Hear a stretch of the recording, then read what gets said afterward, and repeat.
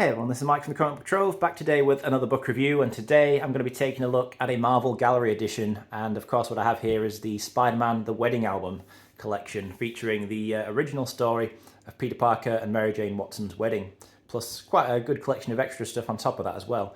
It's a really nice book. I think it's well presented. Really like this image, this piece of artwork on the front, a collaboration between John Romita Sr., the late great John Romita, and his son of course John Romita Jr. Working together to create that nice bit of artwork there. Really like that. It's a great front cover for this particular book. On the spine, pretty straightforward and simple. There is an image of Pete and MJ down there.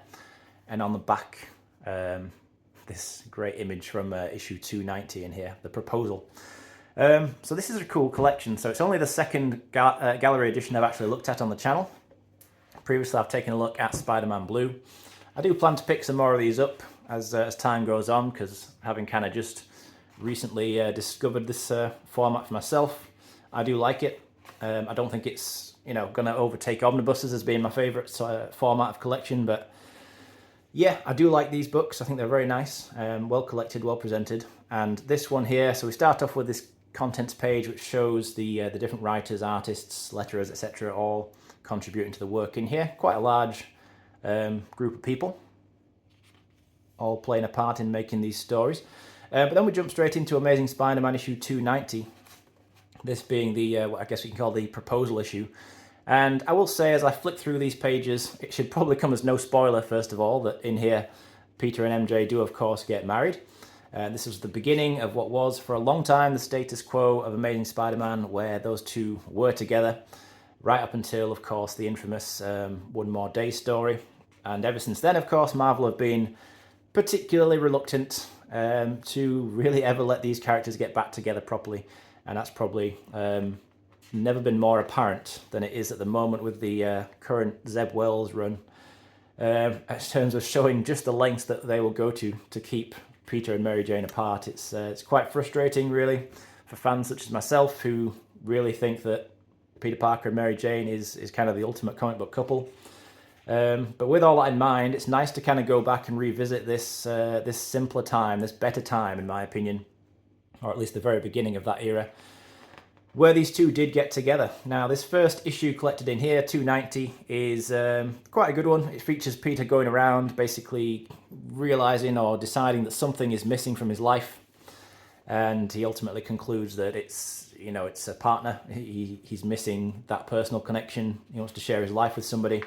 And of course, it's Mary Jane being that key person in his life. So he proposes to her at the end of this issue. Great splash page here. And then at the beginning of the very next issue, I like this, just an immediate no from MJ. I do like how they handle this, though, for the next couple of issues in here. So she says no to him. She turns him down. The reason kind of being, at this point, Mary Jane had been established as part of her backstory that she'd had a difficult childhood, a problematic upbringing, family problems that meant that, for various reasons, she kind of had a fear of commitment. And as a defense mechanism, she kind of had that whole party girl persona that she put up to kind of stop herself from getting too connected to people and therefore, too hurt. It was quite a good bit of, character development that they put Mary Jane through during this era leading up to this point. But as a result, she turns him down for, reasons connected to all that. But then she ends up having to go back home and actually deal with some family issues, including confronting her dad, who was a big part of the whole problem in the first place. And as a result of doing all that, I kind of like how how Michelini wrote it, so she kind of naturally comes to the conclusion that the one person she really wishes was with her dealing with all that is Peter. And, it's quite a good realization to have her go through. And, likewise, Peter realizes that since at this point in time she's fully aware that he is Spider-Man, that he finds it kind of invaluable having her around to be able to completely confide in and share his own troubles. And, naturally as a result, it just becomes clear to them both that they are right for each other in that sense. The only thing about this story that, that's the subplot, I guess you could call it, or at least one of the two main ongoing plots. The other is that the Spider Slayer, or the latest iteration of the Spider Slayer, is pursuing Peter Parker, and trying to kill him as Spider-Man during all this time. Now, the Spider Slayer sucks. Okay, there's no two ways about that. It's a very long-standing villain that's been around since the early days of Amazing Spider-Man, back in the Lee Ditko era. It's a robot, for anyone who doesn't know, that's created to basically track down and capture/kill, depending on who's in charge of it, Spider-Man. And it just always sucks. You know, it was kind of a novelty in the very early stages, but then, to me anyway, the novelty quickly wore off, and it's just kind of a real one-trick gimmick of a character, of a thing that never really is too entertaining. So the fact that this story, this personal story of Peter Parker and Mary Jane, happens to take place in a Spider Slayer story is a bit unfortunate, at least in my opinion. But as much as that aspect of it is very forgettable, like I say, the main part of what you're reading this for, as for why it's collected in this whole book, is much better. The interpersonal story of Peter and MJ is genuinely pretty good and pretty entertaining. So here we've got the big one, the main issue itself, or annual more specifically, I guess you could say. So this is Amazing Spider-Man Annual 21. Really cool that they include a variant cover in here as well. So you get that version, and then like the in-costume version with all these different other villains and heroes. Yeah, so even at this point, they're kind of doing a little bit of will they, won't they, with both of them having some kind of pre-wedding jitters and nerves. It's all pretty entertaining for the most part. I quite like how Peter confides in Harry Osborn and Flash Thompson, who are both his friends at this point. The people he works with, J. Jonah Jameson, Robbie Robertson, etc. And everybody just kind of reiterating to him that, yeah, it's totally normal to be nervous and all that. The standard kind of wedding conversations that people have in general. It's all pretty entertaining, it's very, very kind of got that soap opera dynamic down, I suppose you could say. That's always been such a big part of Spider-Man, really, since the beginning. But it's something I've always enjoyed, because all these characters have just always been great. Quite like the moment where he kind of thinks back to Gwen as well. All handled pretty well, to be honest. I think that it was just a pretty good story. And like I say, it's undoubtedly a very significant piece of Spider-Man history when these two finally do get together. Which we see the pages of now, where they actually finally do get married. Nice splash page there. As they finally do.